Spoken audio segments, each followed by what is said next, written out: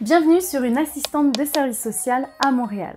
Aujourd'hui, c'est la troisième et dernière vidéo de mon parcours post-2017. Si vous voulez prendre le temps de regarder la vidéo de la semaine dernière et celle d'avant, j'aborde mon parcours universitaire à la maîtrise en travail social, puis mon parcours professionnel depuis mon immigration au Québec pendant mes études. Je vous mets les liens juste ici. Dans cette vidéo, je vais parler plus précisément de mes implications bénévoles et sociales ainsi que de mes projets d'avenir.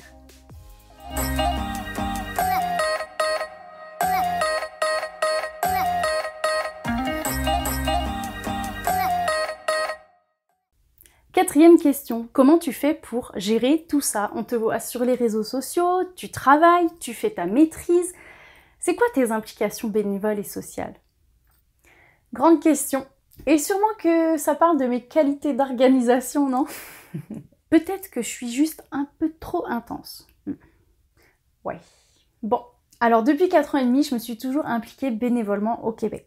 J'ai commencé à l'UQAM, où j'ai été de 2016 à 2018 représentante étudiante usagère dans un comité des services à la vie étudiante. D'ailleurs, de 2017 à 2018, j'étais aussi impliquée au comité de programme de la maîtrise en travail social. En parallèle, je me suis aussi impliquée au comité de coordination des activités régionales de l'OTS-TCFQ de ma région Montréal-Laval. Pour les TS qui sont par ici, sachez que chaque région du Québec a son comité et un des objectifs, c'est de proposer des activités, soutenir le maintien du sentiment d'appartenance et de l'identité professionnelle et améliorer le soutien professionnel. Avec le comité, on a organisé des activités comme une soirée de réseautage interculturel, des activités de formation continue à moindre coût, par exemple sur l'accompagnement des enfants transgenres et leurs parents, ou encore la semaine des travailleurs et travailleuses sociales en mars. À côté de tout ça, je me suis en fait impliquée socialement en 2016 auprès des immigrants francophones du social, avec le groupe des francophones immigrants et immigrantes au Québec exerçant dans le social, plus connu sous le hashtag FIX. On est passé de 150 membres à plus de 2400 personnes, c'est assez fou, quoi. C'est clair. Puis c'est comme ça que j'ai pu me familiariser avec toutes les démarches d'insertion professionnelle et sociale, en plus de ma propre expérience, les spécificités des diplômes, leur correspondance au Québec, les professions et métiers, les stratégies de recherche d'emploi, etc. Puis en fait, grâce aux rencontres mensuelles qui existent depuis bientôt 5 ans, j'ai rencontré beaucoup de monde, membres du groupe, des immigrantes récentes et d'autres qui sont devenues citoyennes canadiennes et qui travaillent en fait dans tout type de structure. C'est là que j'ai pu répondre ou poser des questions par rapport au Québec et ensuite faire mes propres recherches par la suite. Et tout ça, ça m'a permis de réaliser un guide spécifique pour ces professionnels issus de l'immigration qui ont le projet d'immigrer ou qui sont déjà sur le territoire. Donc je vous mets évidemment le lien dans la barre d'infos si ça vous intéresse. Mais j'ai vite compris qu'un guide papier, c'est pas toujours facile à lire et à comprendre, surtout quand on arrive d'un autre pays. Le vocabulaire est différent, le système de santé sociale est différent, puis le marché de l'emploi et les stratégies de recherche d'emploi aussi.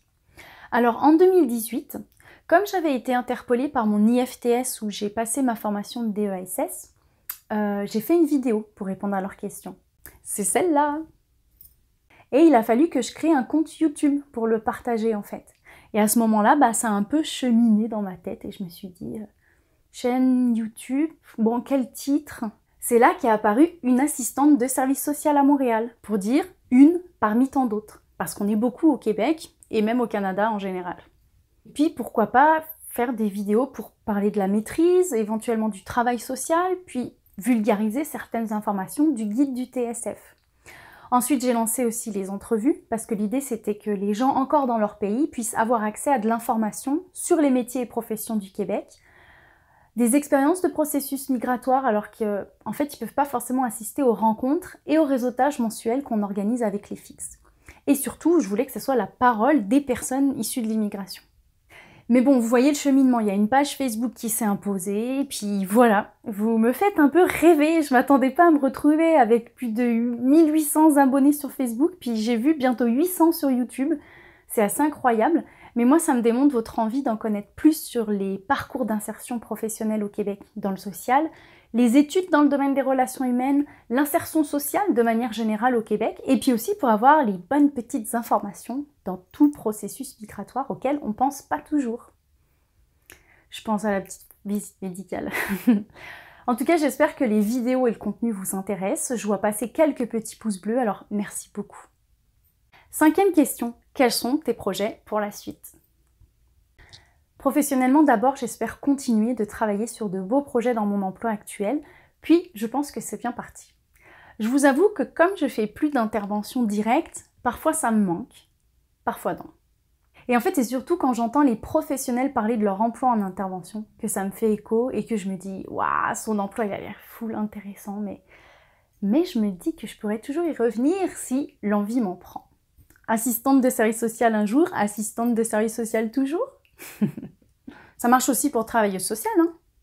Oui, ça marche aussi.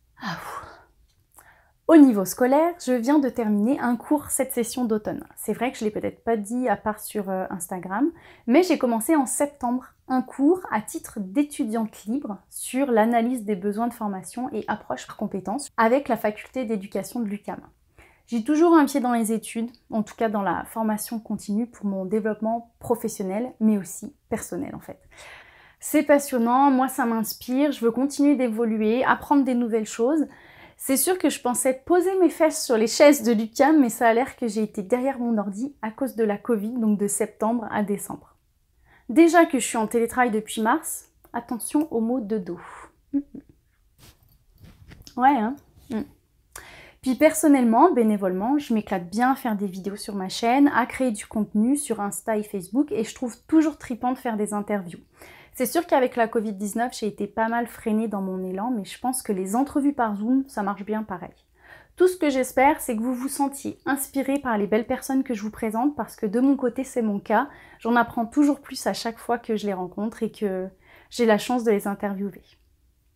Et aussi, depuis peu, j'ai une chaîne Instagram. Pour du contenu plus précis et parfois même inédit, avec des posts vraiment spécifiques aux démarches d'immigration et d'insertion professionnelle. J'ai l'impression que c'est plus facile de s'y retrouver que sur ma page Facebook. Imaginez que depuis fin 2018, je poste des informations presque chaque semaine. Il y en a forcément que vous n'avez pas vu passer. Et bien là, je pourrais tout regrouper sur Insta, un peu comme un blog. On clique sur l'image, on a l'information. Et puis dans l'année à venir, toujours en lien avec cette chaîne, j'aimerais vous proposer des petites nouveautés sur le travail social en tant que tel, et peut-être même en chanson. Alors en bref, vous devriez continuer de me voir aux rencontres mensuelles, au réseautage des fixes, pour les prochaines vidéos, si l'envie est toujours là. Et parce qu'en fait, oui, c'est très demandant et c'est une implication qui se fait en plus de mon emploi et de ma vie personnelle, quoi. Donc c'est ça. Et je le fais rarement, mais je voudrais vous inviter à m'encourager, ou en tout cas avec des petits pouces, ou en vous abonnant à mes chaînes. Comme je le précise, tout est bénévole. Et je pense vraiment qu'il y a plein d'infos intéressantes à prendre. Alors surtout, n'hésitez pas à partager ma page, que ce soit YouTube, Instagram ou Facebook, et même mes posts en tant que tels, si l'information vous la trouvez intéressante et que vous dites que ça pourrait servir à d'autres personnes.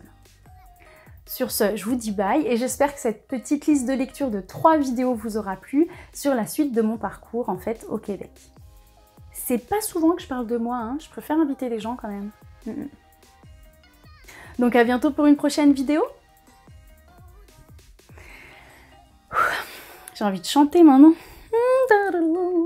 J'irai où tu iras, mon pays sera toi. Qu'importe la place et qu'importe l'endroit. Céline Dion sort de ce corps. Je ne m'en sors plus avec mes filles. Je vais y arriver.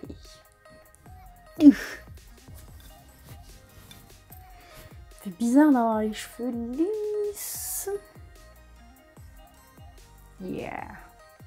Bref, Steph, concentration. Bienvenue sur une assistante de service social à Montréal.